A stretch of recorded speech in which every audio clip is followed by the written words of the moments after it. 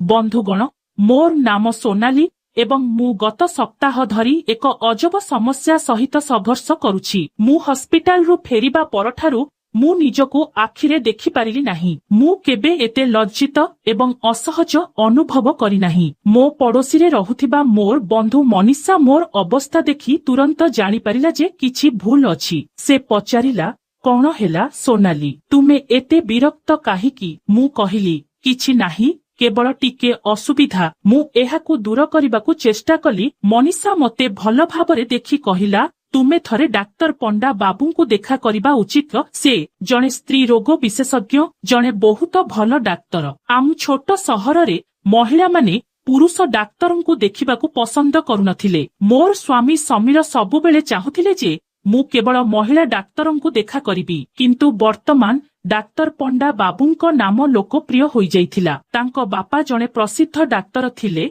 एवं तांको मृत्यु परे तांको पुओ क्लिनिक दायित्व नेइथिला। धीरे धीरे से लोकंको विश्वास हासिल करिथिले। से आम अंचलर एकमात्र अभिज्ञ स्त्री रोग विशेषज्ञ थिले। किंतु समीर कोन कहिबे? मु चिंतित होई पचारिली, तुमर स्वास्थ्य अधिक गुरुत्वपूर्ण कि समीरंक मत? मनीषा मते भर्सना कला, कम से कम थरे जाई देखा कर। मु 2 दिन धरी मो मन सहित संघर्ष कली। शेषरे जंत्रणा असह्य होईगला एवं मु समीर सहित कथा हेली। से प्रथमे सकोच कले, किंतु तापरे मोर अवस्था देखि राजी होईगले। परदिन मनीषा मते तांको स्कूटी रे डाक्तर पंडा बाबूंको क्लिनिक को नेई गले। मु झाड़े भिजी अपेक्षा धाड़ी रे बसिली। अपेक्षा घरे अनेक महिला बसिथिले। मनीषा मो हाथ धरी कहिले, हे सोनाली, भय कर नाही, एहा केवल 2 मिनिट रो कथा। से केवल तुमर समस्या सुनिबे एवं औषध लिखिबे एवं से जाहा हेउ बहुत सम्मान करंती। मु अपेक्षा करिबा समय रे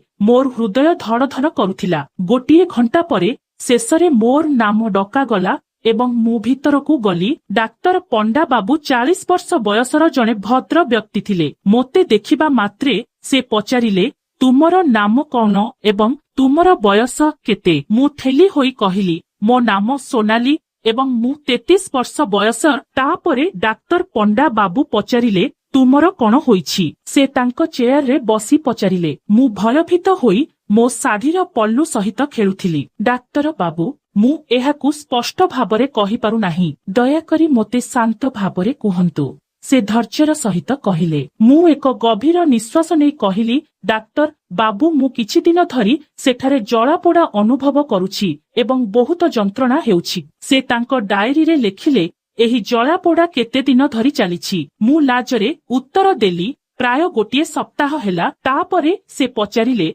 तुमर केबे एही समस्या होईछि कि? ना, एहा प्रथम थर। से मोते किछि समय पाई चाहिले एवं तापरे कहिले, देख, प्रकृत समस्या जानिबा पाई मोते तुमर परीक्षा करिबाकू पड़िबो। ना डाक्टर, मु संगे संगे कहिली। मो मुह लाल होईगला। आपण कौन मोते औषध देई परिबे? मु पचारिली, सोनाली, मु परीक्षा बिना सठिक औषध लेखि पारिबी नाही। तुमर संक्रमण किंबा अन्य कौनसी समस्या होई पारे। उपयुक्त चिकित्सा पाई परीक्षा जरूरी। मु साहाय्य पाई अपेक्षा गृहरे थिबा मनीषा को चाहिली। मु एका थिली एवं झाड़े भिजी जाइथिली। डाक्तर पंडा बाबू धीरे कहिले, मु बुझी पारुछि तुमे लज्जित, किंतु मु जणे डाक्तर। मोर काम केवल तुमर चिकित्सा करिबा। जदि तुमे चाहुछ मु जणे नर्संकु डाकी पारिबी? मु मो हाथकू मेलाई कहिली, ना, ठीक अछि। मु एपरी अनुभव कली जेपरी मो पाद तळु माटी खसीगला। डाक्तर पंडा बाबू मते एक अलगा कोठरी को नेई गले, जेउठारे परदा पछरे एक बिछଣା लुचि रहिथिला। से मोते किछि पोशाक काढिबाकू कहिले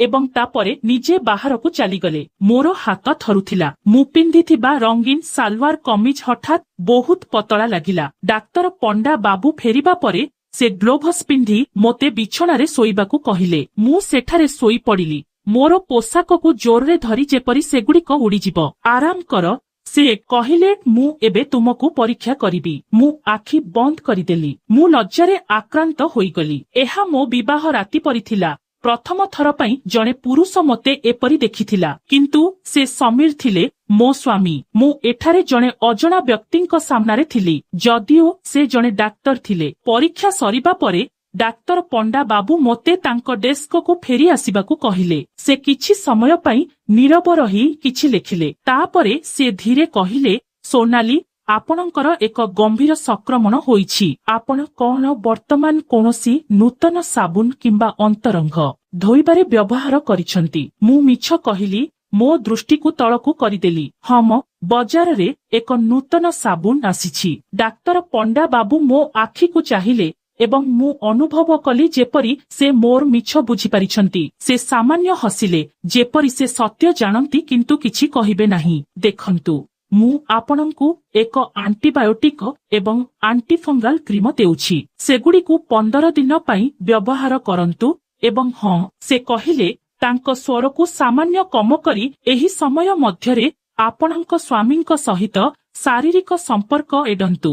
ସଂକ୍ରମଣ ଗମ୍ଭୀର ଏବଂ ବ୍ୟାପିପାରେ। ଲଜ୍ଜାରେ ମୋ ମୁହଁ ଆହୁରି ଲାଲ ହୋଇଗଲା। ହମ, ଡାକ୍ତର ବାବୁ, ମୁଁ ଫୁସଫୁସ କରି କହିଲି। 2 ସପ୍ତାହ ପରେ ଫଲୋ ଅପ ପାଇଁ ଫେରି ଆସନ୍ତୁ। ସେ ମୋତେ ପ୍ରେସକ୍ରିପସନ ଦେଲେ। ମୁଁ ସେଠାରୁ ଯାଇ ମନୀଷାଙ୍କ ପାଖକୁ ଗଲି, ଯିଏ ଏପର୍ଯ୍ୟନ୍ତ ମୋ ପାଇଁ ଅପେକ୍ଷା କରିଥିଲେ। କଣ ହେଲା? ସେ ସଙ୍ଗେ ସଙ୍ଗେ ପଚାରିଲେ। ମୁଁ ତୁମକୁ ପରେ କହିବି। ମୁଁ କହିଲି, ମୁଁ ଏବେ କାହା ସହିତ କଥା ହେବା ମୁଡ୍ରେ ନଥିଲି। ଯେତେବେଳେ ମୁଁ ଘରକୁ ଫେରିଲି, ମୁଁ ସମୀରକୁ ସବୁକିଛି କହିଲି। ମୋର ଏକ ସଂକ୍ରମଣ ହୋଇଛି ଏବଂ ଆମକୁ କିଛି ଦିନ ପାଇଁ ଦୂରରେ ରହିବାକୁ ପଡ଼ିବ। ସେ ବୁଝିପାରିଲେ ଏବଂ ମୋର ଅସୁବିଧା ପାଇଁ ଚିନ୍ତିତ ହେଲେ। 15 ଦିନ ପରେ ମୁଁ ବହୁତ ଭଲ ଅନୁଭବ କଲି, କିନ୍ତୁ ମୋତେ ଫଲୋ ଅପ୍ ପାଇଁ ଯିବାକୁ ପଡ଼ିଲା। ମୁଁ ମନୀଷାକୁ ଫୋନ କଲି, ମନୀଷା, ତୁମେ କାଲି ପୁଣି ଥରେ ମୋ ସହିତ ଡାକ୍ତର ପଣ୍ଡା ବାବୁଙ୍କ ପାଖକୁ ଆସିବ କି?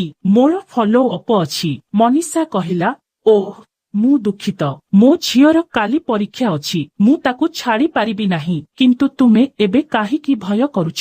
ତୁମେ ଉପାୟ ଜାଣ। ତୁମେ ଥରେ ସେଠାକୁ ଯାଇଛ, ଏବେ ସହଜ ହେବ। ପରଦିନ ମୁଁ ଏକା ଡାକ୍ତର ପଣ୍ଡା ବାବୁଙ୍କ କ୍ଲିନିକକୁ ଯାଇଥିଲି। ଅପେକ୍ଷା ଗୃହରେ ବସି ମୋର ହୃଦୟ ପୂର୍ବ ଅପେକ୍ଷା ଟିକେ ଧୀରେ ଧଡ଼ୁଥିଲା, କିନ୍ତୁ ତଥାପି ଏକ ଅଦ୍ଭୁତ ଅସ୍ୱସ୍ତି ଅନୁଭବ ହେଉଥିଲା। ଯେତେବେଳେ ମୋର ପାଳି ଆସିଲା, ମୁଁ ଭିତରକୁ ଗଲି। ତୁମେ ଏବେ କିପରି ଅନୁଭବ କରୁଛ? ଡକ୍ଟର ପଣ୍ଡା ବାବୁ ତାଙ୍କ ଚେୟାରରୁ ଉଠି ପଚାରିଲେ। ମୁଁ ପୂର୍ବ ଅପେକ୍ଷା ଭଲ ଅଛି। ତୁମର ଔଷଧ ବହୁତ ସାହାଯ୍ୟ କରିଛି, ମୁଁ କହିଲି। କିନ୍ତୁ କେତେବେଳେ ମୋର ସାମାନ୍ୟ ଯନ୍ତ୍ରଣା ହେଉଛି। ସେ ତାଙ୍କ ଚଷମା ସଜାଡ଼ି କହିଲେ, ଆସନ୍ତୁ, ସଂକ୍ରମଣ ସମ୍ପୂର୍ଣ୍ଣ ଦୂର ହୋଇଛି କି ନାହିଁ ତାହା ନିଶ୍ଚିତ କରିବା ପାଇଁ ପୁଣି ଥରେ ଯାଞ୍ଚ କରିବା। ଏଥର ମୁଁ ଗତଥର ଅପେକ୍ଷା କମ୍ ଲଜ୍ଜିତ ଥିଲି। ମୁଁ ପରୀକ୍ଷା ଗୃହକୁ ପ୍ରବେଶ କରିବା ମାତ୍ରେ ଜଣେ ନର୍ସ ଉପସ୍ଥିତ ଥିଲା। ଡାକ୍ତର ପଣ୍ଡା ବାବୁ ସବୁଦିନ ପରି ଗ୍ଲୋଭସ୍ ପିନ୍ଧିଥିଲେ। ସୋନାଲି, ଆପଣ ପ୍ରସ୍ତୁତ କି?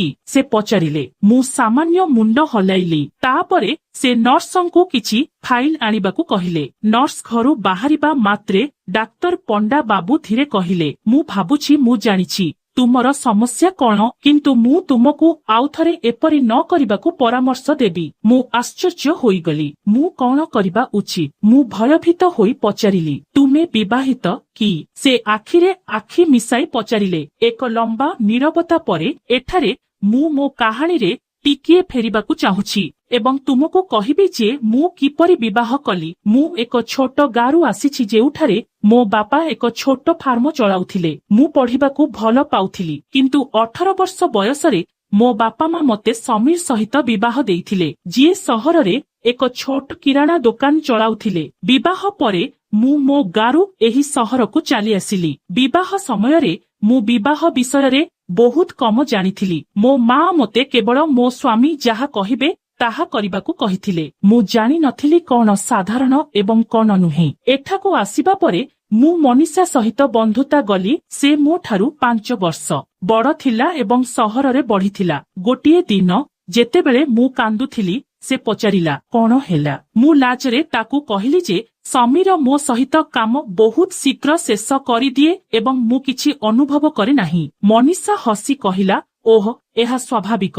ଅନେକ ପୁରୁଷ ଏପରି। ତାପରେ ସେ ମୋତେ ତାଙ୍କ ଲାପଟପରେ କିଛି ଭିଡିଓ ଦେଖାଇଲେ ଯାହା ମହିଳାଙ୍କ ପାଇଁ ଥିଲା। ମୁଁ ଆଶ୍ଚର୍ଯ୍ୟ ହୋଇଗଲି। ମୁଁ ଏପରି କିଛି କେବେ ଦେଖିନଥିଲି। ସବୁ କିଛି ଏତେ ଦିନ ପର୍ଯ୍ୟନ୍ତ ଚାଲିଯାଏ କି? ମୁଁ ଅବିଶ୍ୱାସରେ ପଚାରିଲି। ମନୀଷା ହସି କହିଲା, ଏପରି ମନେ ହେଉଛି ତୁମର ସମୀର ତୁରନ୍ତ ଡାକ ସେବା ପ୍ରଦାନ କରେ। ଏହା ପରେ ମନୀଷା ମତେ ବହୁତ କିଛି ଶିଖାଇଲା। ଜଣେ ମହିଳାଙ୍କର ନିଜସ୍ୱ ଆନନ୍ଦ ପାଇବାର ଅଧିକାର ଅଛି ଏବଂ ବିବାହରେ ଉଭୟଙ୍କ ଖୁସି ଗୁରୁତ୍ୱପୂର୍ଣ୍ଣ। ଧୀରେ ଧୀରେ ମୁଁ ଅନୁଭବ କଲି ଯେ ମୁଁ କେତେ କିଛି ହରାଇଛି।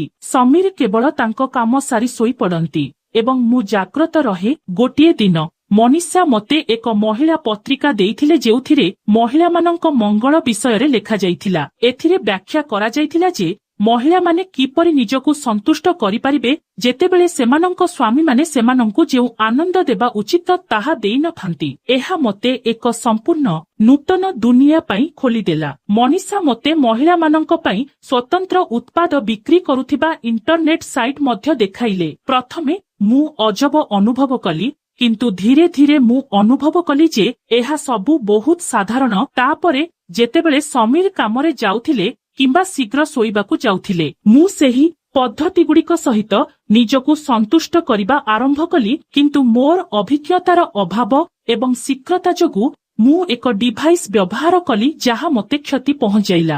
ଯାହା ସଂକ୍ରମଣ ପାଇଁ ମୁଁ ଡାକ୍ତର ପଣ୍ଡା ବାବୁଙ୍କ ପାଖକୁ ଯାଇଥିଲି। ଏବେ ମୋ ଆଖିକୁ ଚାହିଁ ଡାକ୍ତର ପଣ୍ଡା ବାବୁ ସବୁକିଛି ବୁଝିପାରିଲି। ସୋନାଲି, ସେ ଧୀରେ କହିଲେ, ଏପରି ଉପକରଣ ବ୍ୟବହାର କରିବା ସମୟରେ ଆପଣ ସତର୍କ ରହିବା ଉଚିତ।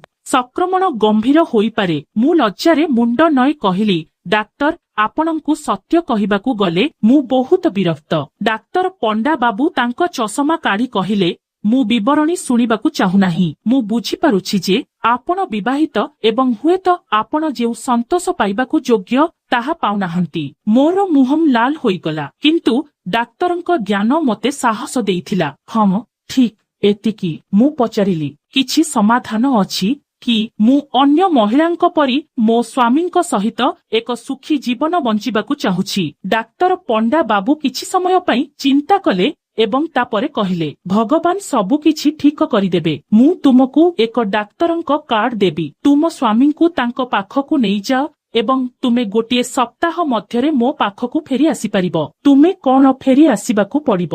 ମୁଁ ପଚାରିଲି। ହଁ, ଶେଷ ଯାଞ୍ଚ ପାଇଁ ଏବେ ବି କିଛି ସଂକ୍ରମଣ ଅଛି। ପରବର୍ତ୍ତୀ ସମୟରେ ମୁଁ ତୁମକୁ ଆହୁରି ଭଲ ଔଷଧ ଦେବି। ମୁଁ ଔଷଧ ଖାଇ ଘରକୁ ଆସିଲି ଏବଂ ଡାକ୍ତରଙ୍କ ପରାମର୍ଶ ପାଳନ କରିବାକୁ ଲାଗିଲି। କିନ୍ତୁ ସେହି ଦିନଠାରୁ ମୁଁ ଏକ ଅଦ୍ଭୁତ ଅସ୍ୱସ୍ତି ଅନୁଭବ କରିବାକୁ ଲାଗିଲି। ଡାକ୍ତର ପଣ୍ଡା ବାବୁଙ୍କ ଉପସ୍ଥିତି, ତାଙ୍କର ଆଚରଣ ଏବଂ ମୋତେ ପରୀକ୍ଷା କରିବା ସମୟରେ ତାଙ୍କର ଅନୁଭବ ସବୁ ମୋ ମନରେ ବାରମ୍ବାର ବାଜିବାରେ ଲାଗିଲା। ମୁଁ ଜାଣିଥିଲି ଯେ ସେ ଜଣେ ଡାକ୍ତର, ଜଣେ ବୃତ୍ତିଗତ, କିନ୍ତୁ ସେ ଜଣେ ମଣିଷ ମଧ୍ୟ ଥିଲେ। ତାଙ୍କର ଭାବନା ନିଶ୍ଚୟ ଅଛି, ତାଙ୍କର ସାମାନ୍ୟ ହସ, ତାଙ୍କ ଆଖି, ତାଙ୍କ ସ୍ୱର। ମୁଁ ଚାହିଁଲେ ମଧ୍ୟ ତାଙ୍କୁ ମୋ ମନରୁ ବାହାର କରିପାରିଲି ନାହିଁ। ଘରକୁ ଫେରିବା ପରଦିନ ମୁଁ ମନୀଷାକୁ କହିଲି, ମନୀଷା, ସେହି ଡାକ୍ତର ମୋ ମନରୁ ବାହାର କରିପାରିବେ ନାହିଁ। ଏବଂ ଯେତେବେଳେ ସେ ମୋତେ ପରୀକ୍ଷା କଲେ ମୁଁ ମୋର ବାକ୍ୟ ସମାପ୍ତ କରିପାରିଲି ନାହିଁ। ମନୀଷା ହସିଲା, ତାପରେ ତାଙ୍କ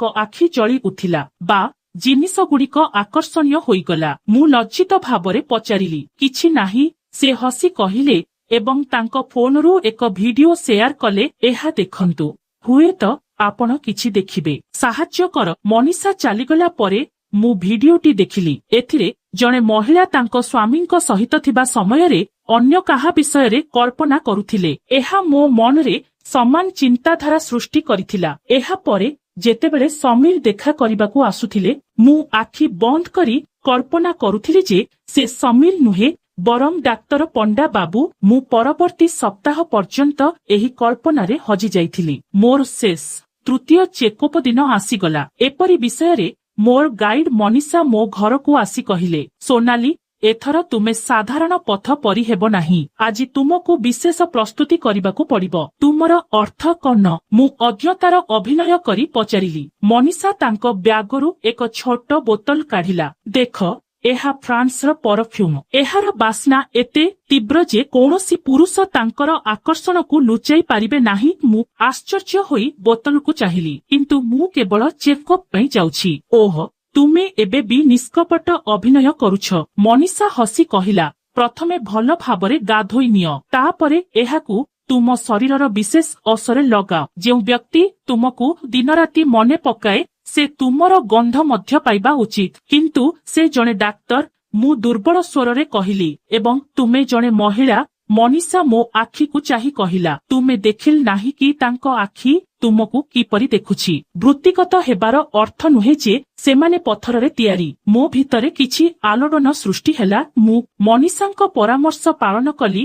ଗୋଲାପ ଜଳରେ ଗାଧୋଇଲି ଏବଂ ମୋ ସାରା ଶରୀରରେ, ବିଶେଷ କରି ସେ ଯେଉଁ ସ୍ଥାନଗୁଡ଼ିକୁ ସୂଚାଇଥିଲେ ସେଠାରେ ସ୍ୱତନ୍ତ୍ର ଅତର ଲଗାଇଲି। କ୍ଲିନିକରେ ପହଞ୍ଚି ମୁଁ ଏକ ନବବଧୂ ପରି ସଜ୍ଜିତ ହୋଇଥିଲି। ମୁଁ ଏକ ଲାଲ ଶାଢ଼ୀ ପିନ୍ଧିଥିଲି, ଯାହା ମୁଁ ମୋ ବିବାହ ପରେ କେବଳ ବିଶେଷ ଅବସରରେ ପିନ୍ଧିଥିଲି। ମୋ କେଶରେ ଗଜରା ଲାଗିଥିଲା ଏବଂ ହାଲୁକା ମେକଅପ୍ ଲଗାଇଥିଲି। ଅପେକ୍ଷା କକ୍ଷରେ ବସି ମୁଁ ସ୍ପଷ୍ଟ ଭାବରେ ମୋର ହୃଦୟ ଧଡ଼ ଧଡ଼ ଶୁଣିପାରୁଥିଲି। ଏଥର ମୁଁ ଭୟଭୀତ ଥିଲି ନାହିଁ, ବରଂ ଚିନ୍ତିତ ଥିଲି। ପ୍ରତ୍ୟେକ ଥର ନର୍ସ ରୋଗୀଙ୍କୁ ଡାକିଲେ ମୋର ହୃଦୟ ଏକ ସ୍ପନ୍ଦନ ଛାଡ଼ିଦେଲା। ଶେଷରେ ମୋର ପାଳି ଆସିଲା। ମୁଁ ଡାକ୍ତର ପଣ୍ଡା ବାବୁଙ୍କ ରୁମରେ ପ୍ରବେଶ କଲି। ମୋତେ ଦେଖି ତାଙ୍କ ଆଖିରେ ଏକ ସ୍ପନ୍ଦନ ସହିତ ଜଳି ଉଠିଲା, ଯାହା ମୁଁ ପୂର୍ବରୁ କେବେ ଦେଖିନଥିଲି। ସୋନାଲି, ଆପଣ କିପରି ଅନୁଭବ କରୁଛନ୍ତି? ସେ ତାଙ୍କ ଚେୟାରରୁ ଉଠି ପଚାରିଲେ। ଆପଣଙ୍କ ଔଷଧ ଆଶ୍ଚର୍ଯ୍ୟଜନକ କାମ କରିଛି ଡାକ୍ତର। ମୁଁ ହସି କହିଲି, ମୁଁ ଏବେ ସମ୍ପୂର୍ଣ୍ଣ ସୁସ୍ଥ ଅଛି। ସେ ତାଙ୍କ କଣ୍ଠକୁ ଆହୁରି ଗଭୀର କରି କହିଲେ, ସଂକ୍ରମଣ ସମ୍ପୂର୍ଣ୍ଣ ଭାବରେ ଦୂର ହୋଇଛି କି ନାହିଁ ତାହା ନିଶ୍ଚିତ କରିବା ପାଇଁ ଗୋଟିଏ ଶେଷ ଯାଞ୍ଚ ଆବଶ୍ୟକ। ମୁଁ ପରୀକ୍ଷା ଗୃହକୁ ଗଲି। ଏଥର ମୁଁ ମୁକ୍ତ ଅନୁଭବ କଲି, ଯେପରି ମୁଁ ଜଣେ ନୂତନ ସୋନାଲି। ଡାକ୍ତର ପଣ୍ଡା ବାବୁ ତାଙ୍କର ଗ୍ଲୋଭସ୍ ପିନ୍ଧି ମୋତେ ପରୀକ୍ଷା ଶଯ୍ୟାରେ ଶୋଇବାକୁ କହିଲେ। ମୁଁ ମୋ ଶାଢ଼ୀର ପଲ୍ଲୁ ଖୋଲି ଶୋଇଗଲି। ମନୀଷା ମୋତେ ଦେଇଥିବା ପରଫ୍ୟୁମ୍ର ବାସ୍ନା କୋଠରୀରେ ବ୍ୟାପିଗଲା। ମୁଁ ଏଥିରେ ଭାସିଗଲି। ଡାକ୍ତର ପଣ୍ଡା ବାବୁ ପୁଣି ଥରେ ପରୀକ୍ଷା ଆରମ୍ଭ କଲେ, କିନ୍ତୁ ଏଥର ମୁଁ ତାଙ୍କ ହାତ ଥରୁଥିବା ଅନୁଭବ କଲି। ସେ ମଧ୍ୟ ବାସ୍ନାର ପ୍ରଭାବରେ ପଡ଼ିଯାଇଥିଲେ। ଯେତେବେଳେ ସେ ମୋତେ ଛୁଇଁଲେ, ମୁଁ ମୋର ଆଖି ବନ୍ଦ କରି ନିଶ୍ୱାସ ନେଲି। ମୋର କଳ୍ପନା ଆନ୍ଦୋଳିତ ହେଲା। ଏଥର କୌଣସି ଯନ୍ତ୍ରଣା ନଥିଲା, କେବଳ ଏକ ଅଦ୍ଭୁତ ସୁଖଦ ଅନୁଭବ। ପରୀକ୍ଷା ସମାପ୍ତ ହେବା ପରେ ମଧ୍ୟ ମୁଁ ମୋର ଆଖି ବନ୍ଦ କରି ଶୋଇଥିଲି, ଯେପରି ସ୍ୱପ୍ନରେ ହଜିଗଲା। ସୋନାଲି, ଡାକ୍ତର ପଣ୍ଡା ବାବୁଙ୍କ ସ୍ୱର ମୋତେ ବାସ୍ତବତାକୁ ଫେରାଇ ଆଣିଲା। ପରୀକ୍ଷା ସମାପ୍ତ ହୋଇଛି, ଆପଣ ଉଠିପାରନ୍ତି। ମୁଁ ଆଖି ଖୋଲି ଦେଖିଲି ଏବଂ ସେ ମୋ ଆଡ଼କୁ ଏକ ଅଜବ ଦୃଷ୍ଟି ସହିତ ଦେଖୁଥିଲେ। ତାଙ୍କ ଆଖିରେ ଏପରି କିଛି ଥିଲା ଯାହା ମୁଁ ସମୀରଙ୍କ ଆଖିରେ କେବେ ଦେଖିନଥିଲି। ଏକ ଅବ୍ୟକ୍ତ ଇଚ୍ଛା, ଏକ ଦମନ ଭୋଗ। ମୁଁ ଯେତେବେଳେ ମୋର ପୋଷାକ ସଜାଡୁଥିଲି, ମୋର ଦୃଷ୍ଟି ତାଙ୍କ ଶରୀର ଉପରେ ଅଳ୍ପ ସମୟ ପାଇଁ ପଡ଼ିଲା ଏବଂ ମୁଁ ଏପରି କିଛି ଦେଖିଲି ଯାହା ମୋ ଶରୀରରେ ଏକ ଅଦ୍ଭୁତ ଥର। ମୁଁ ତୁମ ବିଷୟରେ ଭାବୁଥିଲି। ତୁମେ ବହୁତ ଦିନ ଧରି ମୋ ମନରୁ ହଟି ନାହଁ। ଏହା ଲେଖିବା ପରେ ମୋର ହୃଦୟ ଧଡ଼ ଧଡ଼ କରିବାକୁ ଲାଗିଲା। ହଁ, ମୁଁ ଜାଣିବା ପରଠାରୁ ଅସ୍ଥିର ଥିଲି ଯେ ତୁମ ସ୍ୱାମୀ ତୁମକୁ ତୁମର ଯୋଗ୍ୟ ଖୁସି ଦେଇପାରିବେ ନାହିଁ। ତାଙ୍କ ବାର୍ତ୍ତା ପଢ଼ି ମୁଁ ଅନୁଭବ କଲି ଯେ ଡାକ୍ତର ପଣ୍ଡା ବାବୁଙ୍କ ଭଦ୍ର ଏବଂ ବୃତ୍ତିଗତ ପ୍ରତିଛବି ପଛରେ ଏକ ସମ୍ପୂର୍ଣ୍ଣ ଭିନ୍ନ ବ୍ୟକ୍ତିତ୍ୱ ଥିଲା। ଏବେ ମୁଁ ବୁଝିପାରିଲି ଯେ ସମୀରଙ୍କ ଅଭାବ କଣ ଏବଂ ଦୁନିଆରେ କେତେ ପ୍ରକାରର ପୁରୁଷ ଅଛନ୍ତି। ଡାକ୍ତର ପଣ୍ଡା ବାବୁ ମୋତେ ଭେଟିବାକୁ ଇଚ୍ଛା ପ୍ରକାଶ କଲେ। ମୁଁ ତାଙ୍କୁ ମୋର ଅବସ୍ଥା ଜଣାଇଲି। ଆମେ କେବଳ ଚେକଅପ୍ ବାହାନାରେ କ୍ଲିନିକରେ ଭେଟିବୁ। ମୁଁ ଜଣେ ବିବାହିତ ମହିଳା ଥିଲି ଏବଂ ମୁଁ ମୋର ପ୍ରତିଷ୍ଠାକୁ ବିପଦରେ ପକାଇ ପାରିବି ନାହିଁ। ପରଦିନ ମୁଁ ପୁଣି ଥରେ ଚେକଅପ୍ ହେବାର ଅଭିନୟ କରି କ୍ଲିନିକକୁ ଗଲି। ଏଥର ମୁଁ ଜାଣିଶୁଣି ମୋର ନମ୍ବରକୁ ଶେଷ କଲ୍ କଲି ଯେତେବେଳେ ସମସ୍ତ ରୋଗୀ ଚାଲିଗଲେ ଏବଂ ସନ୍ଧ୍ୟା ହୋଇଗଲା। ମୁଁ ଜାଣିଥିଲି ଯେ ଡାକ୍ତର ପଣ୍ଡା ବାବୁଙ୍କ ନର୍ସ ମଧ୍ୟ ତାଙ୍କ ପିଲାମାନଙ୍କ ଚିକିତ୍ସା ପାଇଁ ଶେଷ ଯାଞ୍ଚ ପୂର୍ବରୁ କ୍ଲିନିକ ଛାଡ଼ି ଦେଇଥିଲେ। ଯେତେବେଳେ ମୁଁ ଏକମାତ୍ର ରୋଗୀ ଥିଲି, ଡାକ୍ତର ପଣ୍ଡା ବାବୁ କ୍ଲିନିକର ଦ୍ୱାର ବନ୍ଦ କରିଦେଲେ। ମୁଁ ସେହି ମୁହୂର୍ତ୍ତକୁ ଅଧୈର୍ଯ୍ୟର ସହିତ ଅପେକ୍ଷା କରିଥିଲି। ତୁମେ କିପରି ଅନୁଭବ କରୁଛ?